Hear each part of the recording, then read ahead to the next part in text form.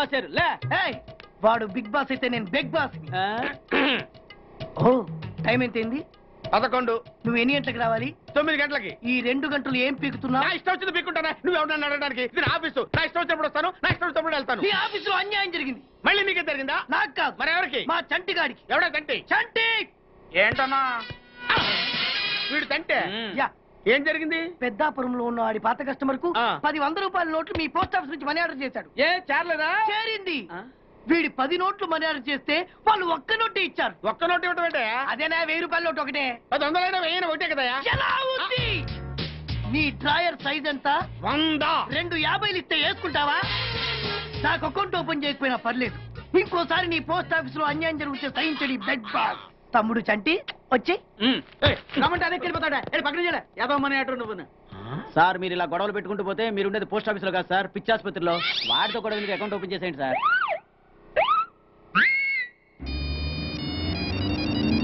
Hello Anand, నేను సీతని. Hi Sita, ఎలా ఉన్నావు? ఐఎమ్ రియలీ సారీ సీత, జరిగిన దాని గురించి నిజంగా. ఆనంద్, దాని గురించి కాదు, ప్లీజ్ లీవ్ ఇట్.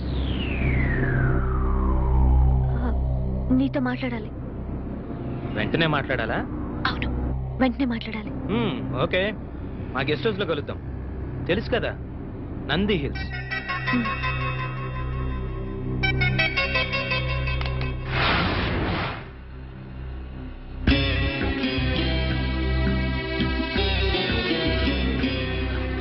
ట్విన్స్ వచ్చినట్టుకున్నారు, వాళ్ళని మాట్లాడి పంపించేస్తాను. నువ్వు బెడ్రూమ్ లో ఉండు.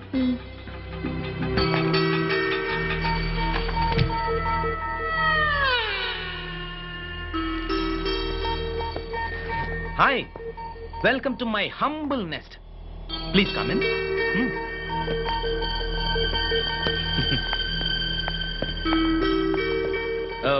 పెప్సీ, ఫ్యాంటా, ఏదైనా పర్లేదా? Okay. Anand, yeah, Geetha pregnant. Is it?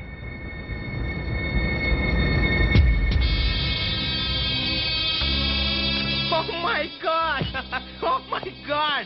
ఓ గీత, ఎంత థ్రిల్లింగ్ గా ఉందో తెలుసా? నేను తండ్రిని కాబోతున్నానా? Oh thank you very much dear. Thank you darling. Thank you. నీ విషయం వెంటనే మా అన్నయ్యతో చెప్పాలి. వాళ్ళు వచ్చి మీ పేరెంట్స్ తో మాట్లాడతారు. Why not? వెంటనే పిలిపించేద్దాం. మా ప్రేమ విషయం, ఈ విషయం అన్ని చెప్పేద్దాం. అవును గీత, ఆల్రెడీ మా పేరెంట్స్ తో చెప్పేశాను కాబట్టి ఏ ప్రాబ్లం ఉండదు.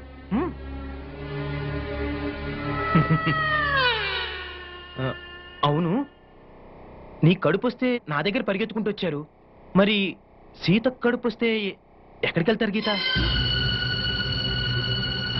ఏంటి గీత అలా చూస్తున్నావు? రేపు సీత పరిస్థితి ఏంటి? మీ అన్నయ్య వెళ్ళి ఎవరిని అడగాలి? అరే, అది ఆలోచించరే. సీత, ఏంటి ఇది? గీత, నీకు తెలీదా? ఏంటి సీత, నువ్వు గీతకు చెప్పలేదా? ఓ మై గాడ్, ఇదంతా నీలోనే దాచుకొని కుమిలిపోతున్నావా? మేమంతా చనిపోయామనుకున్నావా? సీత, ఏం జరిగింది? చెప్పవే, చెప్పు. ఎలా చెప్పగలదు గీత? నువ్వనుకుని సీతతో కూడా యాక్సిడెంటల్ గా జరిగిపోయింది.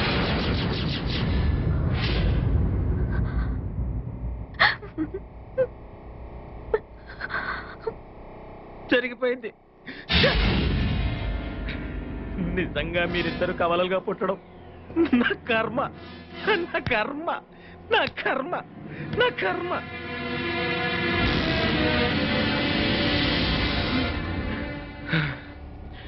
ఎనివే, పోయిన కాలము తిరిగిరాదు, పోయిన శీలము తిరిగిరాదు.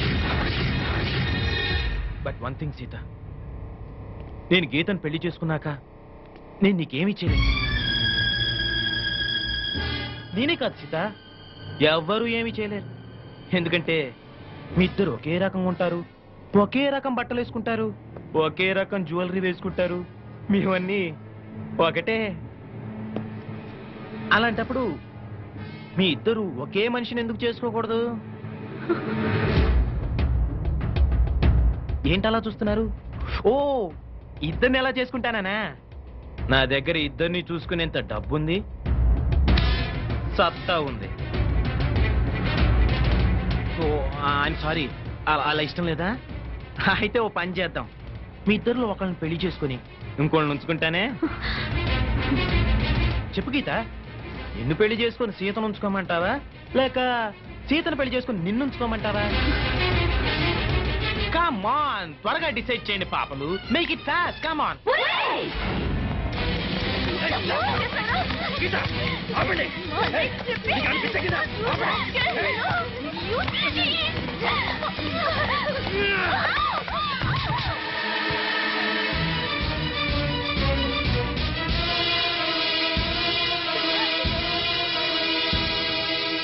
ఏంటి ఆ లుక్స్?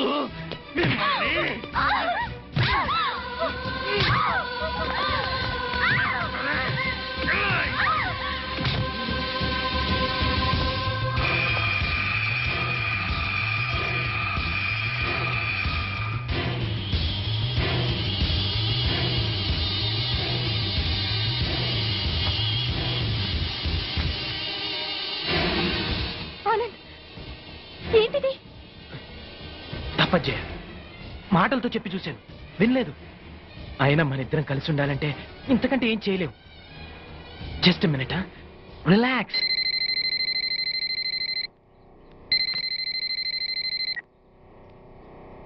హలో,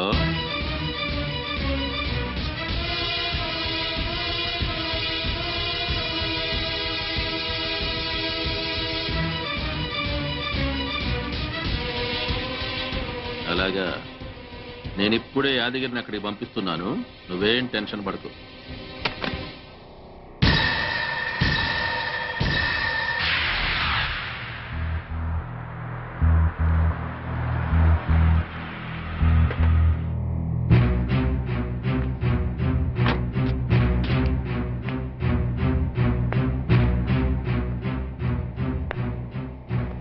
ఏం బాబు, బాగున్నావా? బాగున్నాను కానీ డాడీ అన్ని చెప్పారుగా. అన్నీ చెప్పారు కానీ బాడీలు ఎక్కడా? వీటి సంగతి నేను చూసుకుంటా గానీ నువ్వు హ్యాపీగా ఉండు.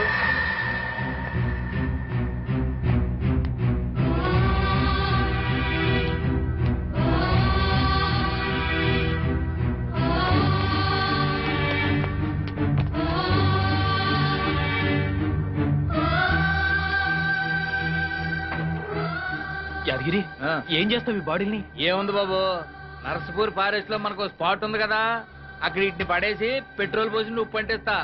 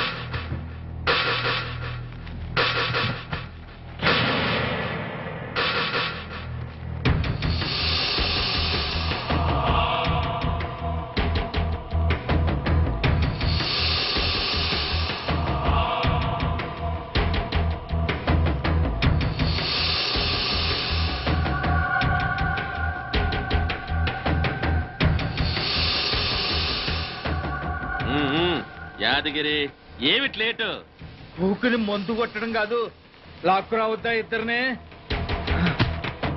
అమ్మా, 2 బాడీలు తీసుకొచ్చా, ఇవాళ డబుల్ పేమెంట్ ఇవ్వాలి. తీసుకుందో గానీ ముందు పని చూడు. కానీ గట్టనే పెట్రోల్ మొత్తం ఇప్పుడే పోసేస్తా.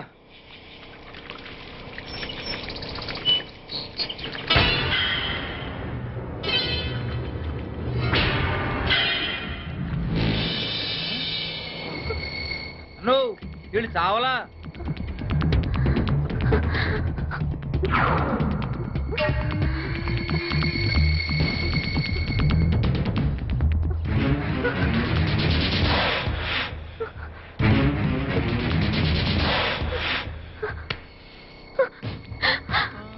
మమ్మల్ని చంపొద్దండి, మా ఊరికి వెళ్ళిపోతాం, మా అన్నయ్య దగ్గరికి వెళ్ళిపోతాం, మమ్మల్ని వదిలేయండి. మీకు దండం పెడతాను, మమ్మల్ని వదిలేయండి.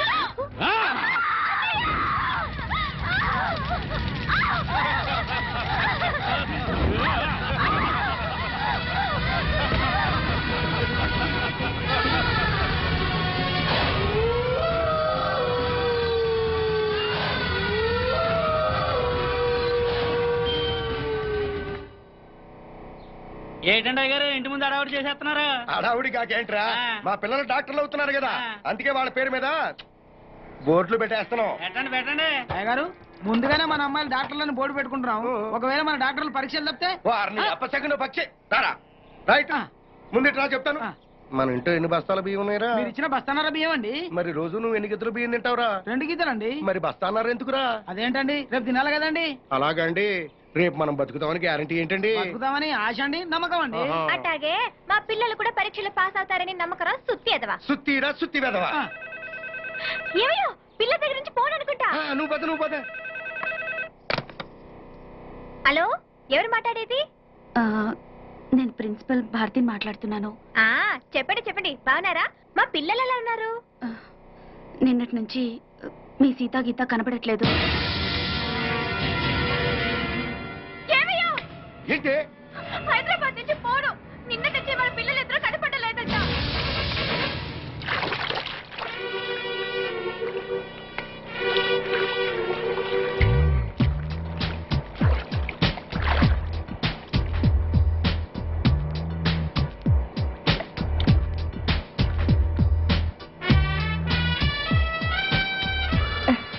మన విషయం మీ నాన్నగారికి చెప్తే ఏమన్నారు? ఎవరని అడిగితే నా ప్రాణం అని చెప్పాను. రేపు నిన్ను ఇంటికి తీసుకురమ్మన్నారు. నిజంగా? మా పిల్లలు కనపడకపోవటం ఏంటమ్మా? నాకు చెప్పకుండా ఇంటి ముందు ముక్కేడని కూడా గడపదట్రు. అట్లాంటిది మీకెవరికి చెప్పకుండా ఎక్కడికి వెళ్ళుంటారు? ఏమా ఏ బాబు, మీకెవరికైనా తెలుసా? తెలీదన్నా. అసలు సండే రోజు మాతో సినిమాకి రమ్మన్నా కూడా హాస్టల్ నుంచి బయటకు వచ్చేవాళ్లే కాదు. ఒకవేళ హైదరాబాద్ లో మీ బంధువులు ఎవరైనా ఉన్నారా? లేదమ్మా, నువ్వు ఊరుకోవే. మన పిల్లలకి హైదరాబాద్ కొత్త కదే, తిరిగి వచ్చేస్తారులేవే. ఊరుకోవే, ఊరుకోవే. ఊరుకోమ్మా, పోలీస్ స్టేషన్కి వెళ్ళి కంప్లైంట్ ఇద్దాం. జ్యోతి, వాళ్ళ రూమ్ నంబర్ ఎంత?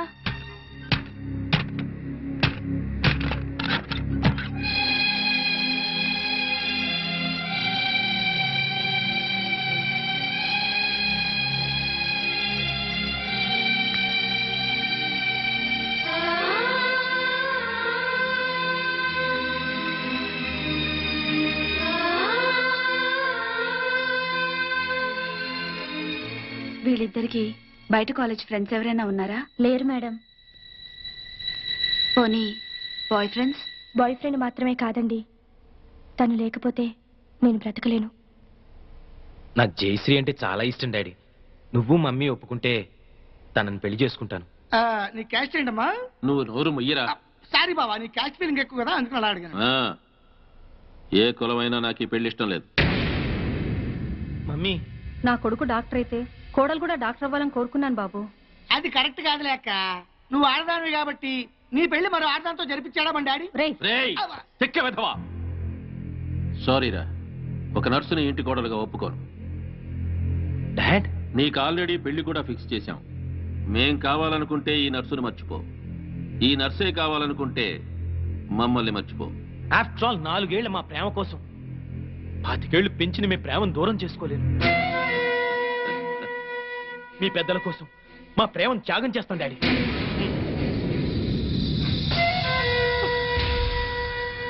ఎస్ జయ, మనకు ప్రేమించే మనసే కాదు, త్యాగం చేసే గుండె కూడా ఉందని రుజువు చేద్దాం.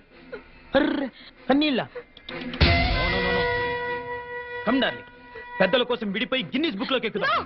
విడిపోయి ఎంత ట్యాగ్ కూడా నీకు ఉండొచ్చు కానీ నీ మూలంగా 10 సార్లు అబర్షన్ చేసుకుని నాకు లేదు. అది కాదు జయ. తిరిగితే కడుపు కాక కర్ర వస్తుందేటమ్మా. అంకుల్, మేము విడిపోతున్నాం కదా అని చెప్పేసి మా ప్రేమను చీప్ గా చూడకండి. ఎట్టి పరిస్థితుల్లోనూ మనం విడిపో. నిన్ను విడిచిపెట్టడం అంటూ జరిగేది నేను చచ్చాకని గుర్తుంచుకో.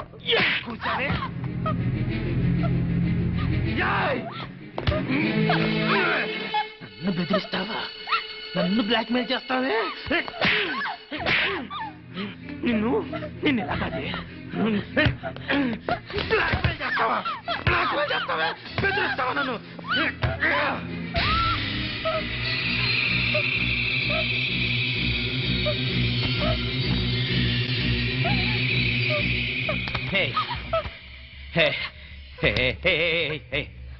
నన్ను ఇంతగా ప్రేమించేదానివి నన్ను ఇరిటేట్ చేస్తావా? అర్థం చేసుకోవాలి. ఐ సీరియస్లీ లవ్ యు రా. ఆడది పబ్లిక్ గా ఇద్దరు మొగుళ్ళు మెయింటైన్ చేయడం చాలా కష్టం గాని మగాడు ఇద్దరు పెళ్ళాలను మెయింటైన్ చేయడం చాలా ఈజీ అని నీకు తెలీదా? పిచ్చిదనా లే లే. డోంట్ వరీ డార్లింగ్, నా కన్నవాళ్ళ కోసం వాళ్ళు చూసిన సంబంధం చేసుకుంటా. మన ప్రేమ కోసం నిన్ను చేసుకుంటా. ఓకే?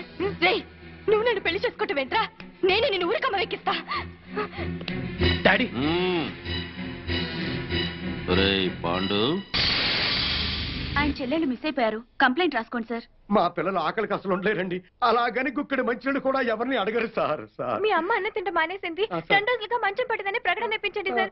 ఎక్కడ ఉన్న పిల్లలు పరిగెత్తుకుంటూ వచ్చేస్తారు. ఓకే ఓకే, మీరెవరో కంగారు పడకండి. అన్ని స్టేషన్స్ కి ఇన్ఫార్మ్ చేసి ఎంక్వైరీ చేయిస్తాను. రఘు. Yes sir.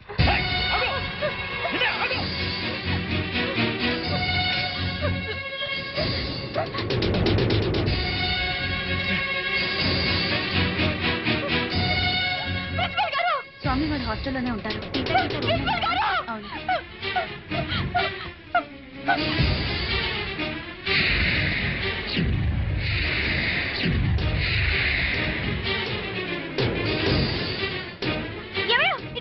ఏమిటి కరకం? అక్కడ చూడ ఎంత మంది జనం ఉన్నారు. పిల్లలు వచ్చారేమో. వెళ్ళి చూద్దాం పద. పెడదాం. తప్పను.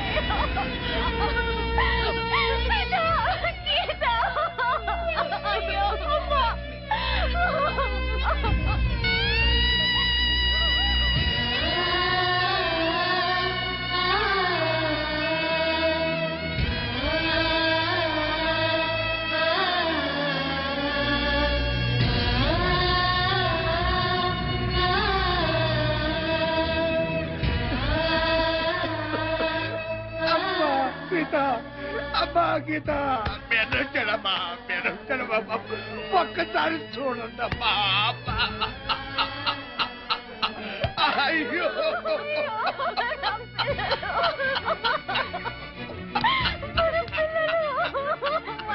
అయ్యో అమ్మా గీత, అమ్మా గీత, మీ అమ్మొచ్చింది ఒక్కసారి చూడండమ్మా.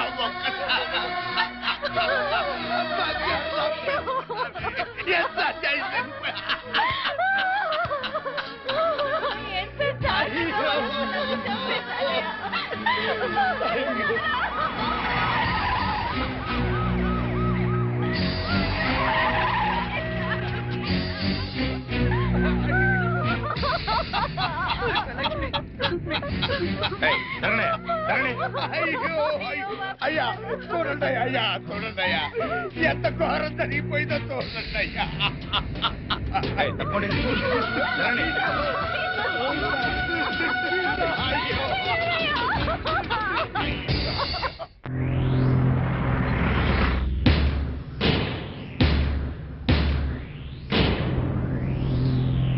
సార్ సీత గీత అనే మెడికల్ కాలేజీ స్టూడెంట్స్ హత్య చేయబడ్డారని నా క్లయింట్ ఆనంద్, అతని తండ్రి Koteswararao, state club owner Bapineedu గారు, ఇంకా ఎవరో ఊరు పేరు తెలియని టాక్సీ డ్రైవర్ కలిసి ఈ హత్యలు చేశారని సిస్టర్ జయశ్రీ గారు సాక్ష్యం చెప్పడానికి వచ్చారు. కానీ ఈ నర్సు జయశ్రీ గారు కాకుండా మరెవరైనా, అంటే మెడికల్ కాలేజీ ప్రిన్సిపాల్ గారు, కాలేజీ ప్రొఫెసర్సో, తోటి విద్యార్థులో, లేక కనీసం సీతాగీతల అన్నావదులైనా సాక్ష్యం చెప్పుంటే ఆ సాక్ష్యానికి ఎంతో విలువనిచ్చేవాళ్ళం. What do you mean? నర్సులు చెప్పే సాక్ష్యాల కోర్టులో విలువ ఉండదా? తప్పకుండా సార్.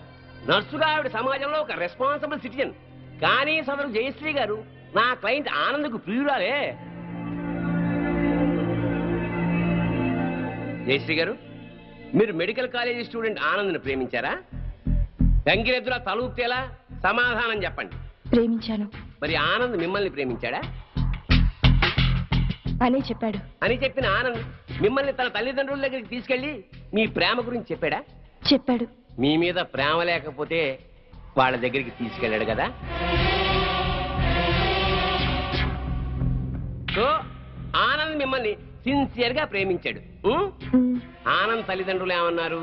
మా పెళ్లికి ఒప్పుకోలేదు సార్. ఒక పెద్దింట్లో పుట్టిన ఒక్కగానొక్క కొడుకు ఒక పెద్దింటి అమ్మాయినే పెళ్లి చేసుకోవాలనే సగటు తల్లిదండ్రుల స్వార్థంతో ఆనంద్ తల్లిదండ్రులు ఈ పెళ్లికి ఒప్పుకోలేదు. 3 ఏళ్ల వీళ్ల ప్రేమ కన్నా 25 ఏళ్ల తల్లిదండ్రుల ప్రేమ గొప్పదని ఫీల్ అయ్యి మన ప్రేమని త్యాగం చేద్దామని చెప్పాడు సార్ ఆనంద్. చెప్పాడా జయశ్రీ గారు? చెప్పాడు. వీళ్ళ ప్రేమ గురించి పెళ్లి గురించి కాదండి case. Here is the point sir. నా క్లయింట్ ఆనంద్కి ఒక గొప్పింటి అమ్మాయితో పెళ్లి ఫిక్స్ అయింది. So what? తనకు దక్కని ఆనంద్ ఇంకెవరికి దక్కకూడదన్న చీప్ ఫీలింగ్ తో ఏ సంబంధము లేని దంట హత్యల కేసుని నా క్లయింట్స్ మీద రుద్దాలని చూస్తోంది సార్ ఈ జయశ్రీ. అంత అబద్ధం సార్. నిజం నిజం నిజం. అంత ఖచ్చితంగా ఎలా చెప్పగలరు? అంత గట్టి సాక్ష్యాధారాలు ఉన్నాయి కాబట్టి సార్, మీరు అనుమతిస్తే కొన్ని ఇంపార్టెంట్ విట్నెస్ మీ ముందు ఉంచుతాను. నమస్కారం సార్. మీ పేరు? సుధాకర్ సార్. ఏం చేస్తుంటాం? స్టేట్ క్లబ్ లో మేనేజర్ గా పనిచేస్తున్నాను సార్. సరే, ఈ కేసు విషయంలో నీకు తెలిసింది జడ్జి గారికి చెప్పు. ఈ కేసు గురించి నాకేమీ తెలియదు సార్. సీతాగీత అనేవాళ్ళు మాత్రం నాకు బాగా తెలుసు సార్. ఎలా తెలుసు? ప్రతిరోజు మా క్లబ్కి డిస్కో తక్కువ వస్తుంటారు సార్. నిజంగా మా క్లబ్కి వాళ్ళ పెద్ద attraction sir.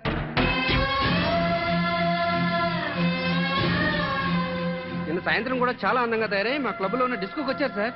Are you sure? వాళ్ళతో మాట్లాడాను సార్. వాళ్ళు మినీ డ్రెస్ వేసుకుని డ్యాన్స్ చేస్తుంటే ఏం అప్లై వచ్చిందో తెలుసా సార్? నిన్న సాయంత్రం కూడా క్లబ్కి వచ్చిన అమ్మాయిలు 4 రోజుల క్రితమే హత్య చేయబడ్డారని, వాళ్ళ శవాల్ని గుర్తుపట్టడానికి కూడా వీలు లేకుండా కాల్ చేశారని నా క్లయింట్స్ మీద కేసు పెట్టడం హాస్యాస్పదం sir. No no no no no. సాక్షి పనిచేస్తున్న స్టేట్ క్లబ్ ఓనర్ కి ఈ కేసులో ముద్దాయికి సంబంధం ఉంది కాబట్టి మీరు చెప్పేదాన్ని అంత స్ట్రాంగ్ గా కన్సిడర్ చేయలేం. అంతకన్నా బలమైన ఆధారాలుంటే ప్రవేశపెట్టండి.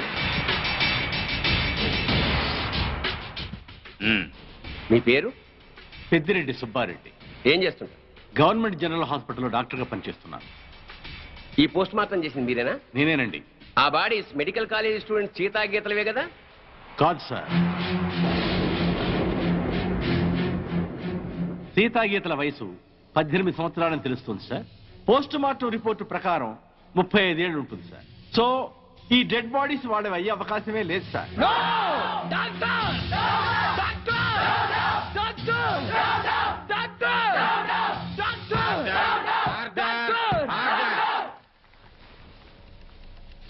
ఒక గవర్నమెంట్ డాక్టర్ ఇచ్చిన పోస్ట్ మార్టం రిపోర్ట్ ఈ కేసులో బలమైన సాక్ష్యంగా భావిస్తున్నాను సార్. పరిశీలించండి.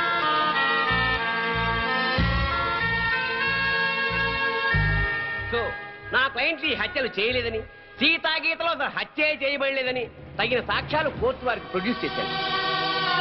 అంటే నా బిడ్డలు చచ్చిపోలేదా జడ్జి గారు?